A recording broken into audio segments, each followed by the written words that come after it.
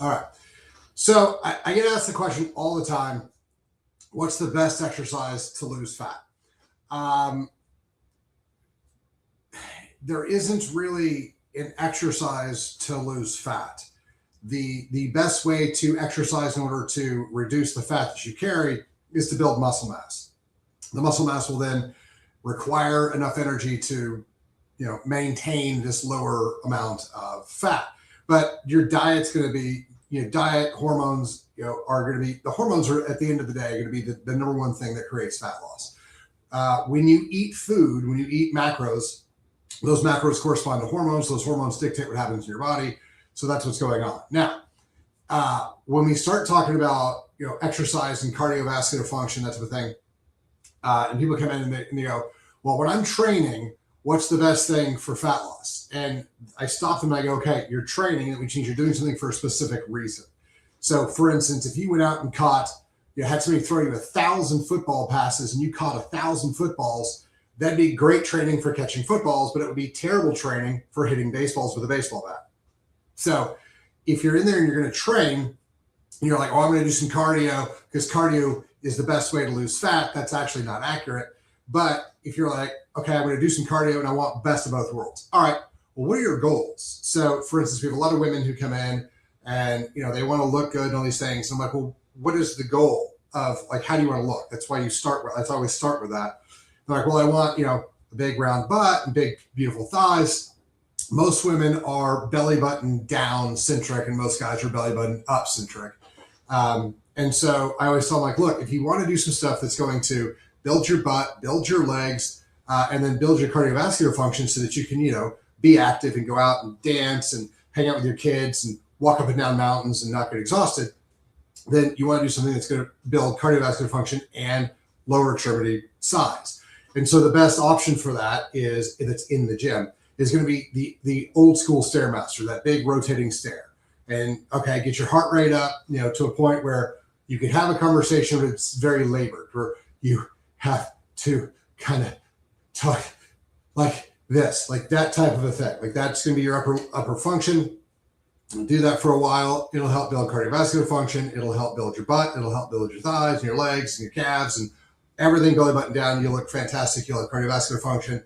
And it fits the training that you're trying to do, because your goal is to have that butt and the thighs and the thing and have some cardiovascular function. Now, if you then go home and have, 3 glasses of wine or 2 margaritas and, you have, American white pasta, what you just ate, the amount of sugar that's in that's going to release a giant amount of insulin, that's going to store all of that now sugar as fat, is going to be detrimental to your goals. So what you do in the kitchen is substantially more important than what you do in the gym from a fat loss perspective. The old adage that the six-pack is built in the kitchen is a very, very, very good thing to keep in mind. So the best way, if you're looking at, okay, my goal is to decrease the fat and increase the muscle mass so that I look the way I want and I have the energy and I have the health and everything I want. Great. So in that scenario, it would be, again, we're talking about the woman who's trying to, build up her butt and thighs and melt the fat off. Great. So first thing I would do is I'd be like, Stairmaster, that whole thing. But then it's, where are your hormones at? Where's your testosterone levels at? Where's your fasting insulin levels at? If you're hungry all day, okay, we've got ghrelin issues. We need to increase leptin function. These are great ways of using the GLP-1s or the GLP-3s to buffer that food noise so that we have those things regulated in. And if anybody was like, well, I don't want to use those. Well, here's the problem. You are using the opposite chemicals of those when you eat processed foods, because all of the processed foods in this country have chemicals in them that induce you to eat more. So it's always funny because, the whole Lay's potato chip thing, can't just eat one. That's not a thing with organic strawberries. That's not a thing with steak.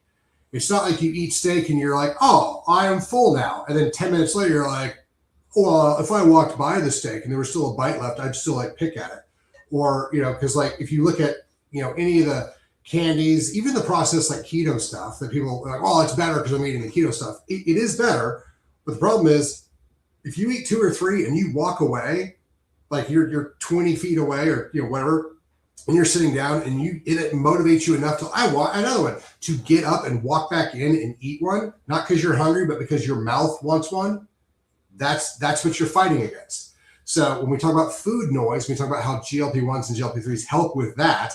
That's a big thing that you might want to do to combat the toxic little addiction chemicals that are being put in there specifically to make you addicted to these things and get you to eat more. So you're battling a giant industry that is their entire goal is to have you eat just one more thing. So, that's one of those things. So if you're looking at this and you're like, hey, look, I'm exercising and I'm trying to eat right, but these things aren't working, you need to break it down to a hormonal function. When we talk about, the standard American diet and all these, we talk about the food pyramid and all the carbohydrates people were eating. And then we're like, if you'll just eat meat, you'll have a lot less fat. Well, okay, what that does is, again, when you eat those things, there's a difference in hormonal function. So, because again, remember, if we're going to like the calories stupidity, carbohydrates are 4, protein's 4. So if you swapped, same calorie count, if you swapped carbohydrates for protein and you lost weight, obviously, which is what these high protein diets are, but a lot of the keto stuff is, obviously the calories thing isn't real. So what you've got to look at is like, what are the hormones that are being produced? Carbohydrates turn into glucose. Glucose produces insulin response. Proteins turn into amino acids, and that produces a glucagon response. The G from GLP-1 and GLP-3 is glucagon. It's glucagon-like peptide. Glucagon is the hormone that tells your body to use fat as a fuel source and to process through. So that's what we have to kind of focus on is when you're actually focusing on your diet, it's really where are your hormones at?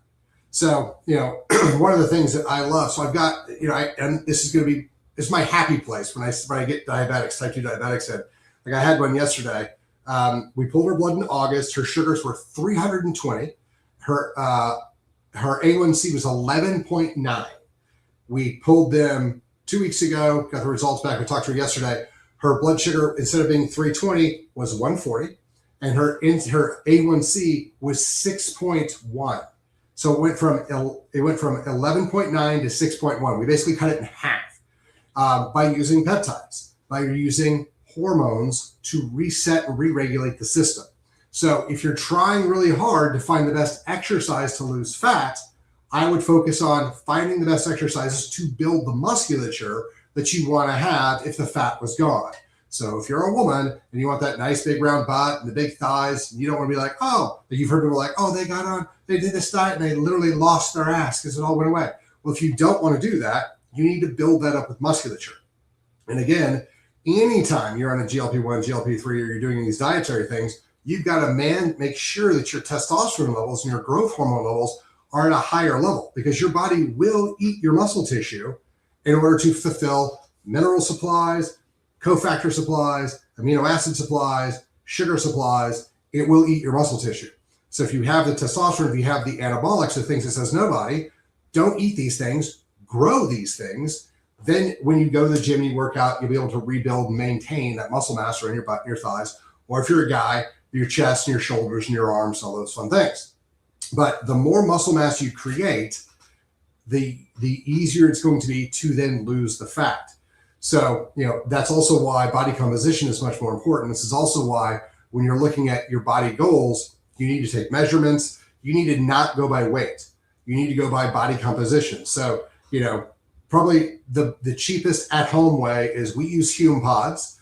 I think they're fantastic for a trend. I don't ever look at them and be like, oh, the Hume says you have 11.6% body fat, and that's accurate. I'm going to go with it's not. But DEXAs aren't super accurate either. So what you want to do is like, where's the trend? If the visceral fat's trending down and the adipose tissue is trending down and the muscle mass is trending up and your weight's staying the same, then what you can look at is you can be like, this is exactly what I wanted. I wanted more muscle. I wanted less fat. Those are the goals I'm hitting. Weight is kind of irrelevant in that whole thing. Now, what's going to end up happening is if you have a whole bunch of fat and you lose a whole bunch of fat and you gain some muscle, you're going to end up losing total weight.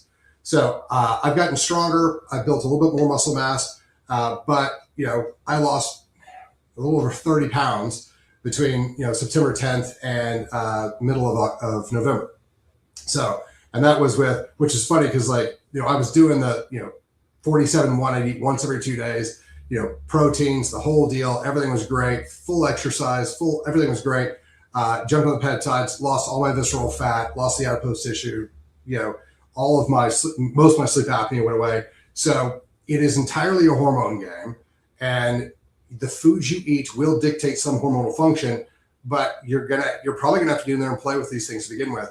What's my favorite thing that I keep hearing people say is, well, this guy got ripped or this woman got whipped without using steroids, which is 100% a lie, because your body makes steroids. What you have to understand is, if your body's going to make steroids, if your body's going to make D3, if your body's going to make B vitamins, check the levels. If your levels of B vitamins aren't where they're supposed to be, take a supplemental B so that your levels are where they're supposed to be. It doesn't matter that you had to take it from the outside. It's where your levels are supposed to be. If your D3 is not high enough, take the D3.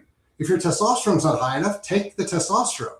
The most important thing isn't that you didn't take the steroids or you didn't take the B vitamin. It's that, are your levels where they're supposed to be from a nutritional and hormonal standpoint? That is the entirety of this whole question. And the idea that you have to do it with, eating this particular way or doing this particular thing because this is what we've decided as society is the beneficial way is stupid. You're an individual. What works best for you? Have somebody help figure out what works best for you and then do that thing. In fact, that's how you have to do hormone therapy. So you get on some hormones and then people go, how do you feel? And you go, oh, I feel a whole lot better. Great. Then it's beneficial. If you're like, I don't feel any different, well, then there's something else that's being missed. So, that's one of those big things. If you don't look at your body as an individual, if you don't look at how did I feel before I made this change? How do I feel after I've made this change? What happened to me personally within this function? You're never going to get where you're supposed to go if you're trying to be like, well, Susan did this and this guy did this, and this whole group of people says that taking hormones is bad and cheating and horrible. Quit listening to all those people. What works for you? Have somebody figure out what works for you. You figure out what works for you, and then integrate that into a longer, more robust system. That's the only way you're going to get where you want to go. So that would be the thing I would tell you on exercise for fat loss. It is much, much, much more in the kitchen. It is entirely hormonally driven. And so figuring out how to get those things where they want to go is important, but nothing's going to build the muscle tissue if you don't go in the gym and work out. Nothing's going to build your cardiovascular function if you don't go and work out. If you don't do those things, those two things will never happen. You can drop all the fat you want to with peptides and diet and stuff like that, but you're never going to build the muscle unless you get in the gym and you work out. And I can guarantee you, you're not going to look the way you want to if you're just like, all right, we're going to reduce you down to 10% body fat. The vast majority of people, if you were able to just wave the wand and drop them 10% body fat, they would not be happy with the way they look because they don't have the muscle mass they think they do. So get in the gym, build that muscle mass up, but really, really, really monitor your hormones if you care about building muscle, losing fat, or being healthy or feeling good.